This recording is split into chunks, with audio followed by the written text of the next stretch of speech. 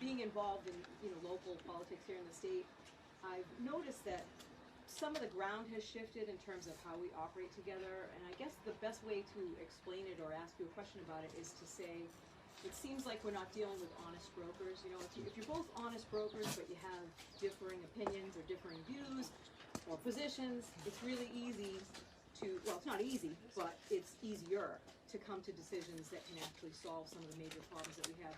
But at this point, we don't really have honest brokers in many cases, and it may be the money, there's a lot of things affecting our politics. But I guess what I would ask you is, how do you hold to account an administration that's okay with rigging everything and that is pushing us further than ever away from the idea of two-party honest brokers trying to come to a solution? I mean, it seems like it's a major issue for our politics, but we don't hear a lot of people talking about it. Right. It's a really good question and a tough one. It's a tough one. Well, you must have thought about it. So. So I mentioned earlier introducing legislation to expand mental health care access for veterans. I had to find a Republican colleague with whom I could work on that, or we just weren't going to get it passed. And I feared my constituents enough to know that if I came back and blamed the failure to make progress on Republicans, they would laugh or vote me out of office, right?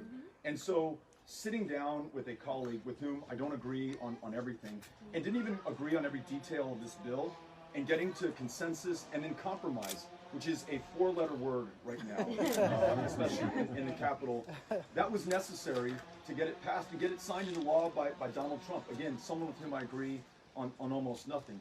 But you ask a larger question.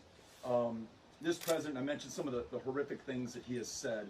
The invitation to open hatred and violence, hate crimes on the rise, every single one of the last 3 years. You don't put kids in cages unless you've been given permission by the president who has dehumanized those kids. That's how you can rationalize it. That's the only way I can think you can rationalize it. And then there's this. As a candidate, he invited the participation of a foreign government. Didn't do it secretly, did it out in the open. As president, openly sought to obstruct the investigation into the invasion of our democracy in 2016. Fired the principal investigator, James Comey, director of the FBI. Tweeted, again in broad daylight. It's kind of like that Goebbels line, the bigger the lie, right? In broad daylight to his attorney general saying to stop the Russia investigation.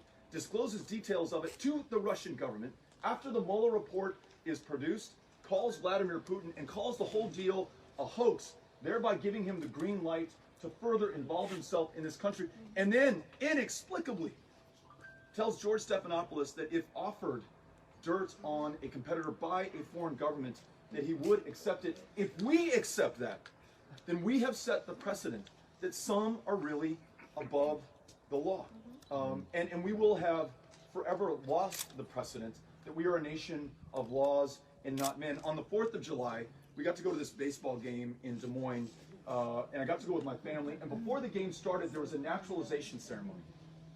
And what struck me, and I've been to these before, but I had forgotten this part of the oath that they're taking.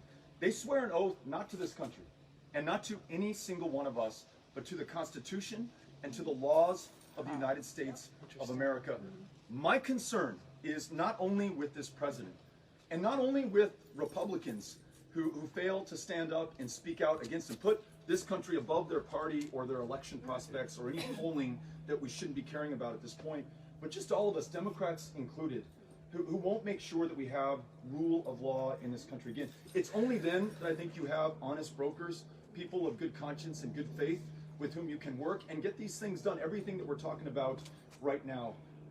One of the best ways to address this, in my opinion, is to support great candidates for office, to ask them these questions, see where they land on it, and then make sure that they're in office so that they can hold those in power accountable, so that they can become the new majority with whom we can work on these important issues. So, thanks for asking.